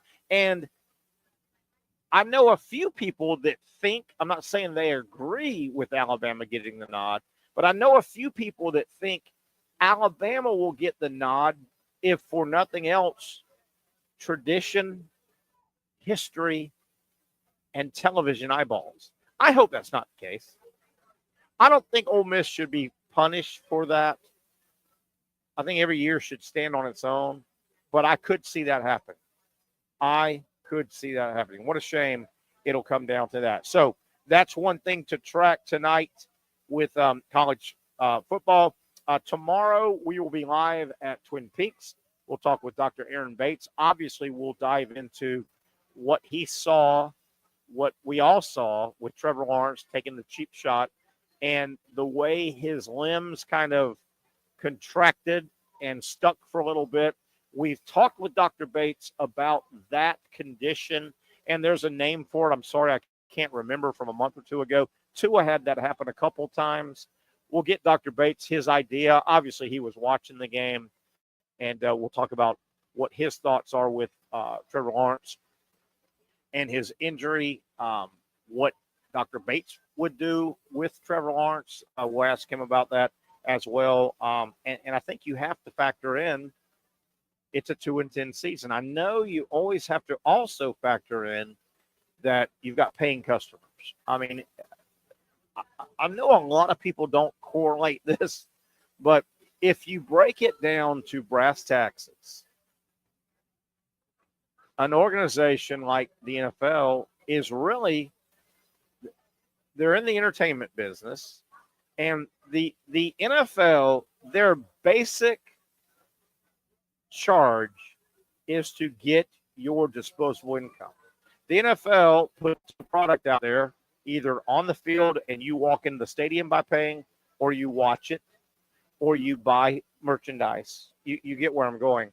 But the NFL is in the business to get your disposable income away from the malls, away from the marinas, away from the golf courses, away from the movie houses. And I call them movie houses. So with that said, you don't want to just hold guys out, because those are your singers, if you will. Those are your dancers. Those are your performers. And you owe it to your ticket buyer. But is your charge the rest of this year at 2-10, or getting your Maserati in the garage and really starting to go over it and get it fine-tuned for next year. Tough call. We'll see. We'll talk about that as we go with Dr. Bates and get his thoughts. So let's slowly wrap things up as trying to get my countdown clock going here, and I am frozen. Let's see if we can get this. And I guess we will not have trivia Pat on. We'll get with Patrick Young, I hope, tomorrow. Speaking of tomorrow, Gator basketball back on the court. We'll try and start getting Lee Humphrey, who we had last year. We'll get Lee on to he is the analyst for Gator basketball, and we'll try and get Lee on as the season goes on, as we did last year, and kind of walk Gator basketball through. It looks like Florida will be the dominant team in our area as the basketball season unfolds. Having a little trouble, Casey, with my countdown clock, so we'll go ahead and start signing off. That'll wrap it up. Want to thank our good friends here, as we do every Tuesday, right here in the heart of Mandarin, Jointon Creek, the Hurricanes location in Jointon Creek, right at the foot of the Jointon Creek Bridge. That'll do it. I hope you enjoyed it. I know I enjoyed bringing it to you. We'll get back together tomorrow, live from Twin Peaks, 4 to 6, the Young and Norvelle Show, right here on Action Sports Jax.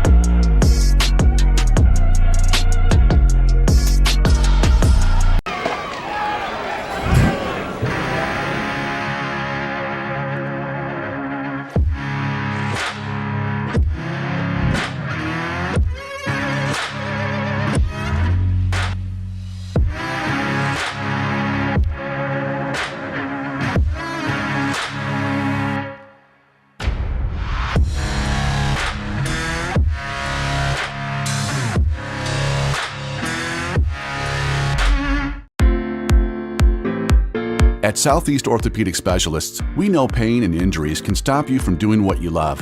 This is why our board-certified orthopedic specialists offer the latest in both non-surgical and surgical treatment options and create a treatment plan tailored to your unique lifestyle and goals. So, whether it is a sports injury or that nagging pain that's keeping you from doing what you love, our team has the right treatment for you. For more information or to schedule an appointment online, visit our website.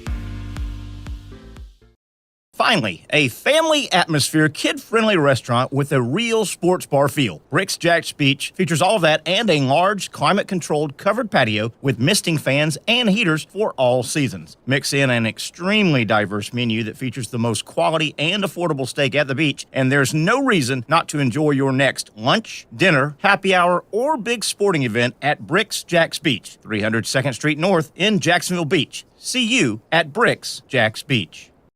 You really got to hand it to him. Hold on. The previous play is under further review.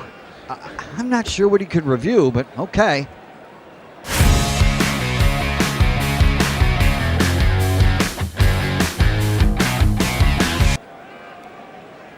Sure has been a while.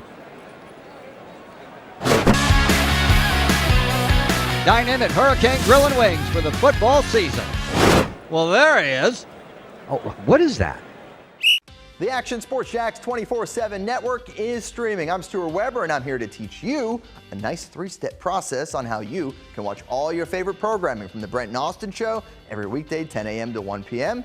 or the Cup Date with me. It's fantastic. We talk NASCAR. It's a great time. Wednesdays at 1 o'clock. All right, first step, easy.